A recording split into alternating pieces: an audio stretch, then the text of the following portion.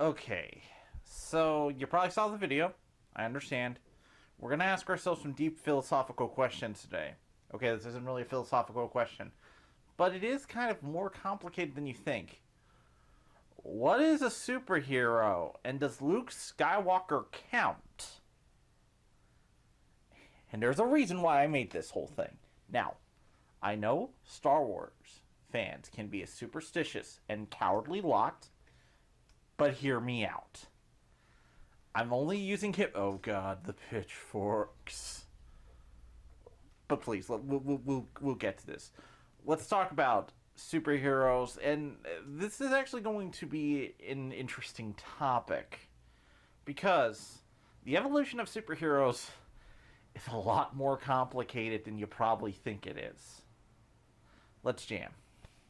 Alright, now there's a reason why I decided to use Luke Skywalker as an example here. Because he's a well-known iconic hero, he has powers, and he fights for the good guys. See what I mean? On that basis, and what that definition is, he's basically a superhero. Now, here's the thing. If that's not your definition of superhero, it's fine. We're going to go over a bunch of different definitions here. And believe me, they're all kind of technically valid and kind of not. This has been a huge debate in comics fandom for years, actually. But we're going to have some fun with this and learn some history. And also, look at common ancestors. We're now going to talk about old things now. So, let's talk about old pulp. Or books, or literature, or stuff. You see, superheroes emerged from several different trends from previous decades, and comic strip heroes, and various other things. We're going to talk about a couple main inspirations. There's, of course, the Shadow, which, look, at this point, I'm sure everybody kind of gets what the Shadow has brought to the table. I mean, Batman, he's kind of the archetypical pulp hero, but before him, there was also Zorro. Again, one of the archetypical, and before him there was the Scarlet Pimpernel. But again, you can also argue there were others before him. And I could just make an entire video list of what counts as a proto-superhero, and then we'll talk about the Greek gods and how, like, the modern... I'm not going to do that, actually. I'm just going to focus on, like, the main inspirations of the day on how these characters and common ancestors here. We're going to focus on a couple different ones here. The first one we're going to focus on is the Phantom. The Phantom is pretty much one of the most important characters in terms of superhero iconography. You want to know what he brought to the table you don't really tend to think about? The wide eyes. You know how Batman in some comic panels that I'm sure my editor's putting in has the white eyes? Or some superheroes do? Like, you see it all the time, probably. Yeah, the Phantom actually did it, and it wasn't a cost-saving measure. You see, Lee Falk had the idea that, you know, like those Greek statues where they're all white and marble? Nowadays, we know that they had colors and they were painted. But back then, he thought they kind of had an ethereal thing. And the Phantom, being the ghost who walks, is ethereal. So, it gave him this legend status, something beyond just a mortal man. And that's kind of where we're getting into superheroes. So, there's this legendary status, sort of kind of like, you know, a legendary hero's journey. Okay, I'm going to not talk about that yet. We're going to go into that. But we're also going to talk about another important common ancestor to superheroes, Flash Gordon. Now, I would actually check out Alex Raymond's Flash Gordon run, if you can. There's probably reprints of it in different places if you can find it. But this seminal comic strip from the 1930s is kind of day one for modern superheroes. Jack Kirby, and I mean everyone else, was inspired by Alex Raymond's drawings of the future. And Flash, some of his depictions have him looking like a superhero. He often does have a shirt with a lightning bolt on it. So, Flash was the inspiration for superheroes, so he wasn't technically what we would consider a superhero of the day. But honestly, he might as well be. He's on another planet and just constantly fights for justice wherever it may be. He's also, surviving, blah, blah, blah, but it's Flash Gordon. Flash is very archetypical in that way. And you want to know what also inspired Flash? Was inspired by Flash Gordon? Star Wars. Now, I'm not trying to make this a whole gotcha that Luke Skywalker is a superhero, but more I'm trying to make a point about how muddled the superhero term has kind of gotten. You see, with these characters, people may not understand why did superheroes take over comics like they did. And you might be wondering, well, yeah, it was the comics code, and not necessarily that. Some of it was the comics code, but it was also what was selling. You see, one of the reasons superheroes took over as they did was the shared universe. Having a universe that every character could be in, no matter what, made comics more valuable because they were in that universe. And you could have, say, a superhero who is a wizard. I'm sure there are superheroes named Dr. Something who are wizards. What about knights? Yeah, there are superhero knights. Science fiction. Yeah, yes, there are science fiction heroes who are superheroes too. I mean, Guardians of the Galaxy. Come on. At this point, almost anything can be a superhero.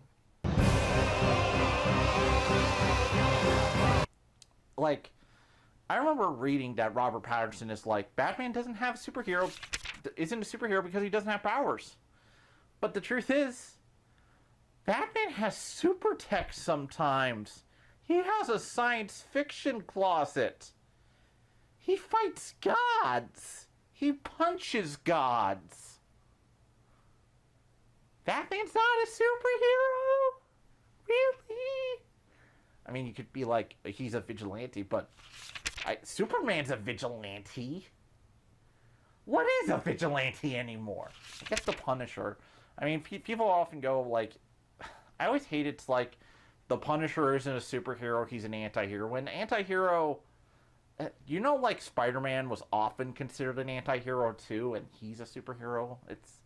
Anti-hero just means often a darker protagonist. I would say that the Punisher is definitely a vigilante 90% of the time. 90% of the time. Then you got Punisher 2099. But that's just it. The superhero term is very loose, and a lot of people have different definitions. So on my Twitter, you want to know what I did?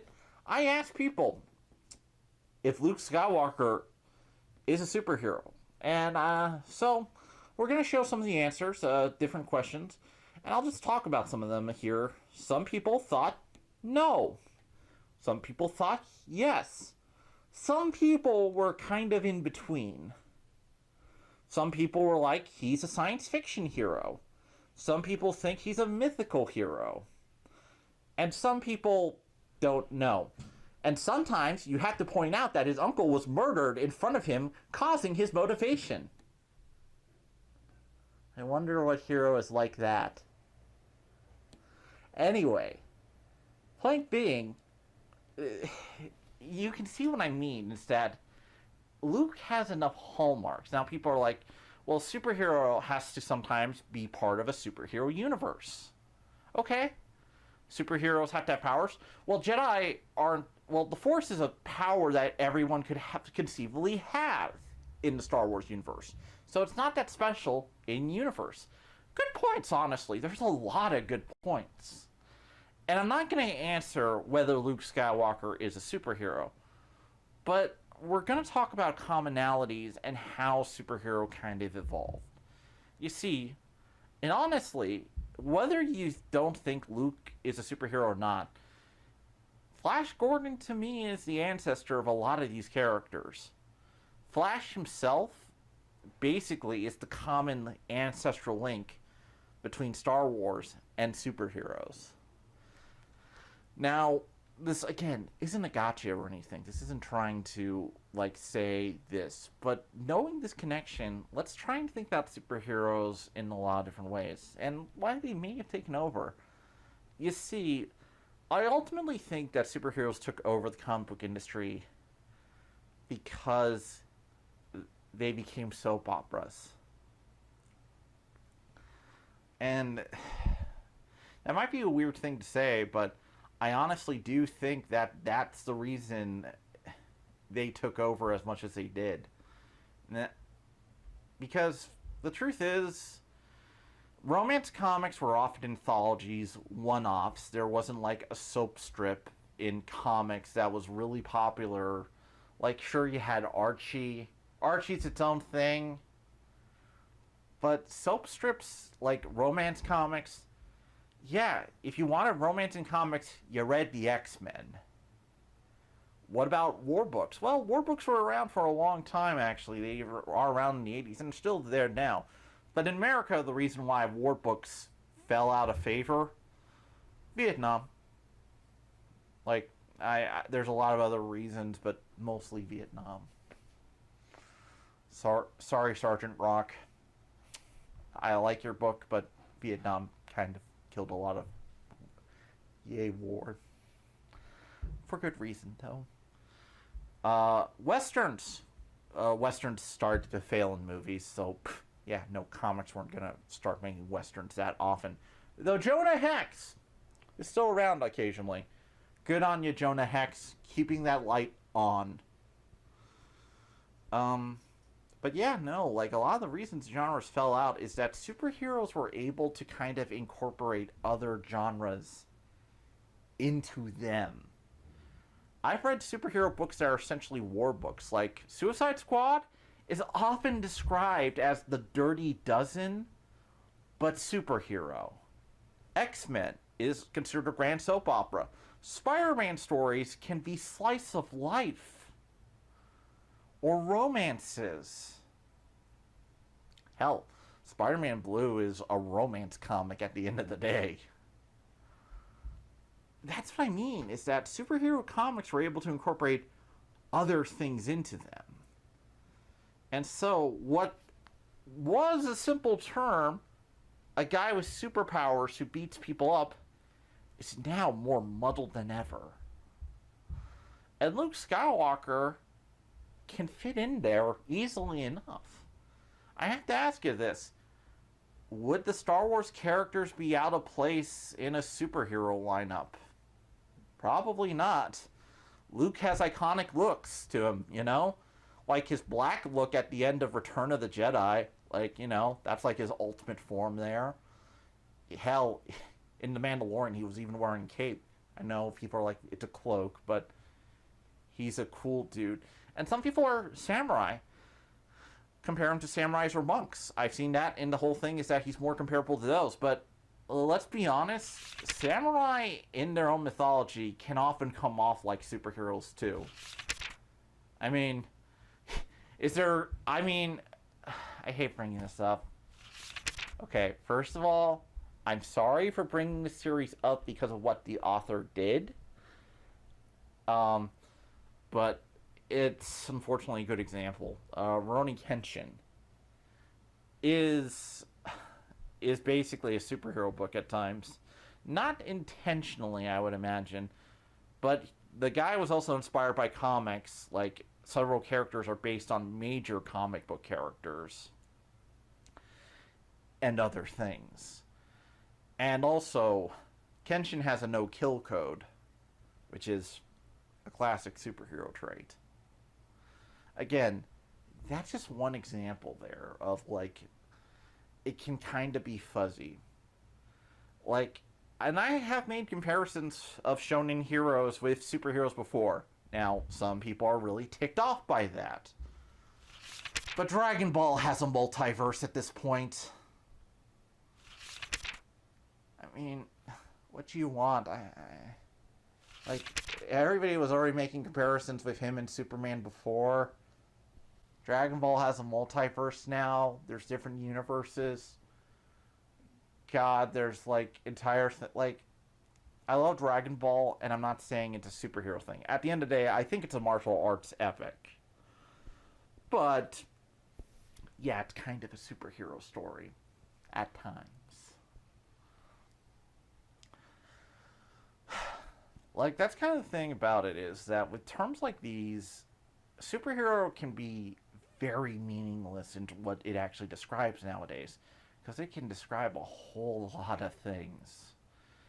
And I really think people shouldn't necessarily overthink it too much, because to me it's like this. Okay, this is a traditional superhero stuff, this is kind of superhero-ish, this is superhero inspired. At the end of the day, one of the reasons why superheroes are kind of taking over is very simple. You can do a lot with them. You can put them in situations of slice of life. You can take them, you can have them like be in war stories. You can have them be in anything. Like Captain America Civil War. Hell, actually the Winter Soldier is probably a better example. Winter Soldier was very much inspired by classic conspiracy media, and combining that with superhero stories is not too unusual in of itself.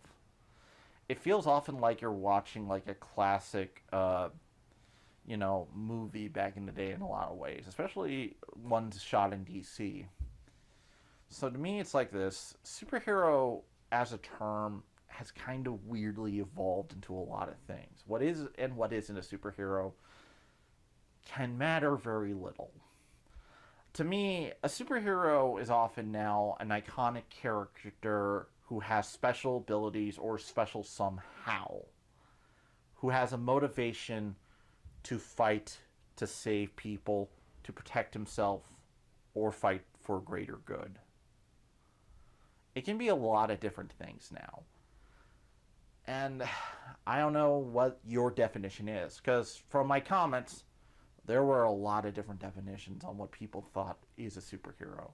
Hell, I'm sure my editor has his own opinions on what a superhero is. Warning. Subterranean French-Chinese compound detected. Obstruction depth 5 meters. Composition: sand, gravel, and communism. Tactical assessment. Breach compound to restore democracy. Anyway, superheroes have been comedy, kids' books, so much else, and adult material. Orgasmo! Now, a lot of people think they have to be this or that, but at this point, the floodgates are open. What is a superhero and what isn't a superhero matters little in discussion. It's a term we use to maybe scoop things up. But I don't think you have to really worry about it. For one reason. If you're worried about something you like having that term, don't. It means that it just fills some criteria for it. I say in this term, you should just enjoy what you like. Like, if you like Star Wars, I'm not telling you that Luke Skywalker is a superhero, so you enjoy cape shit. You. No. I'm saying that Luke Skywalker is kind of superhero. He very much is in a lot of ways. And the truth is that the heroic journey can be applied to a lot of different things too. Luke Skywalker, the heroic myth, yeah, no. I've seen people apply it to romance stories. I've seen people apply it to, sports stories. It applies in a lot of different ways. It's one of the reasons why it's kind of like considered a common myth. And him having it along with the superhero roots makes sense, honestly. A lot of characters also have it, like Spider-Man himself, very much. Like, it's very hard to think about Spider-Man without the heroic myth as a thing, because Spider-Man was a teenager who grew up.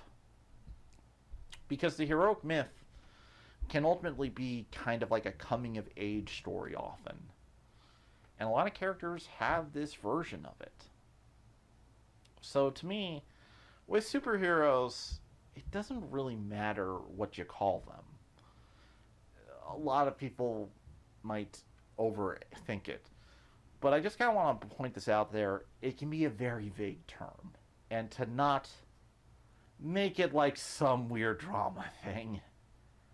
Superhero, to a lot of people, superheroes are just people in costumes. And that's fine too. To some, they're vigilantes who fight for justice. I know somebody tried to argue with me that superheroes protect everyone when, there's characters who are like, yeah, I just patrol this area. This is my turf. Like, a lot of weird things about superheroes is that, well, we consider motivations and different ones. It's been done. Like, a lot of superheroes are on different scales of justice. Or power, or compassion. What you should take away from this is that this term is fucked. But hey, as long as you're enjoying the work, who the fuck cares?